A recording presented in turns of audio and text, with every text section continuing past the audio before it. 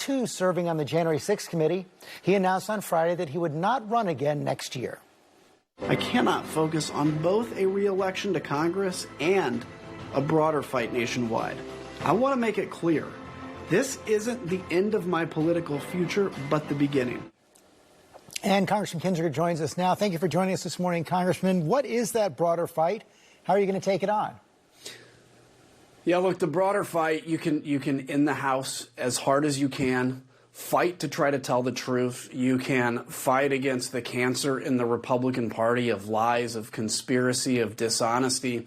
And you ultimately come to the realization that basically it's me, Liz Cheney, and a few others that are telling the truth. And there are about 190 people in the Republican Party that aren't going to say a word. And there's a leader of the Republican caucus that is embracing Donald Trump with all he can. So the broader fight is looking, I started Country First, by the way, country1st.com.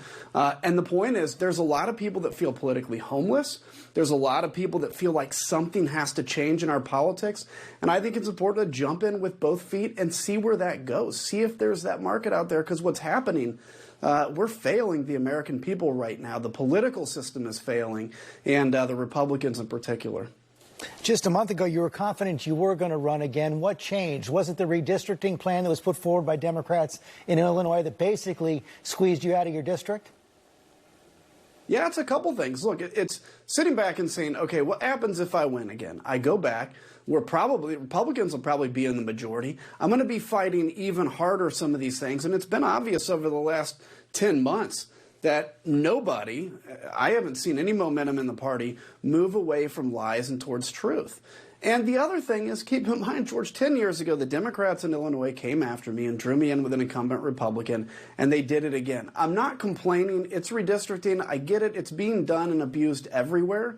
But when Democrats do say they want, Republican partners to tell the truth, and then they specifically target me, it makes you wonder. But I'm going to stay in. I'm still in for the next 14 months. And I'm excited to continue on the January 6th Commission to give people the truth of what happened, because they deserve that. President Trump took a victory lap after your announcement. He said 2 down, 8 to go, referring to the 10 Republicans, House Republicans, who voted to impeach him. A month ago when Anthony Gonzalez, one of the other 10, said he wasn't running again, you said that was a win for President Trump. Did you hand him another win? Potentially, but I don't think it was my decision that would hand Donald Trump a win. I think it's the situation we find ourselves in. Here's an interesting thing. Like Donald Trump, he puts out, I think he said 2 down, 8 to go. That's about the only ink he gets from that. He's kind of just tweeting or press releasing from Mar-a-Lago. But I actually think what's going on here is if he runs in 2024, he'll be the front runner, no doubt. But I think the Republican establishment now, whether it's the NRCC, whether it's Kevin McCarthy, have held on to Donald Trump. They have continued to breathe life into him. And so actually, it's not really handing a win as much to Donald Trump as it is to the cancerous kind of lie and conspiracy, not just wing anymore, but mainstream argument of the Republican Party. This is not on, the 10 of us that voted to impeach. It's not on Liz Cheney and I to save the Republican Party. It's on the 190 Republicans who haven't said a dang word about it, and they put their head in the sand and hope somebody else comes along and does something. And that seems to be solidifying. Chuck Grassley, 88 years old, senator from Iowa, is running again this year. He was quite critical of the president after the January 6th insurrection. But here's what he said just last month in Iowa after he endorsed President Trump and received his endorsement. Didn't accept the endorsement of a person that's got 91% of the Republican voters in Iowa. I wouldn't be too smart. I'm smart enough to accept that endorsement. That's mainstream view.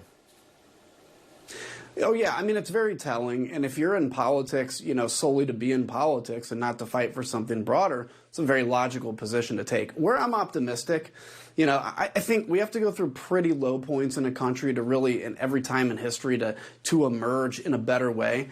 I got to tell you, George, there have been thousands of people, tens of thousands, close to hundreds of thousands that have reached out that feel politically homeless as well.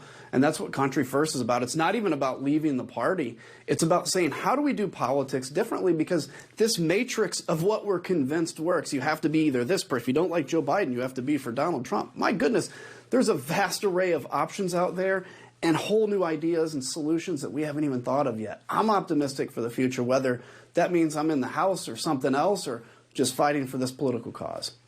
Right now, you're on the January 6th committee, as you said. We just learned yesterday that President Trump, former President Trump, is trying to seal hundreds of pages of documents with executive privilege. It does appear that his strategy, the strategy of some of your House Republican colleagues, is just try to drag this out as long as possible in the hopes that Republicans will take control of Congress next year.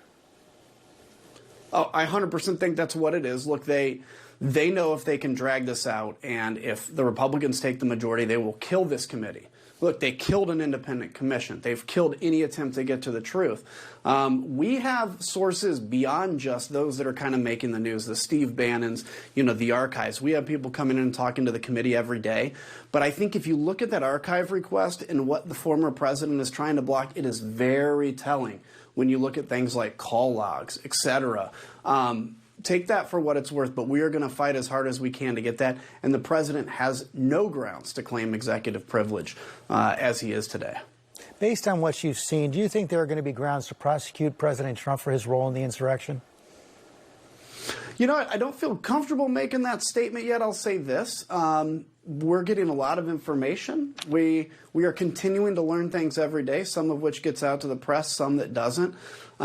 If the president was aware of what was going to happen, didn't do anything, didn't lift a finger to do anything about it, that's up to the DOJ to make that decision. We can put out the facts, but I'll say this too, just from a raw political perspective, if you want a president that can sit around and be more interested in doing things like watching television than actually protecting the seat of the capital of the United States, and you want to put him back as president, or you want to nominate him as president, don't come asking me why the party has failed in 2025 if you do something like that.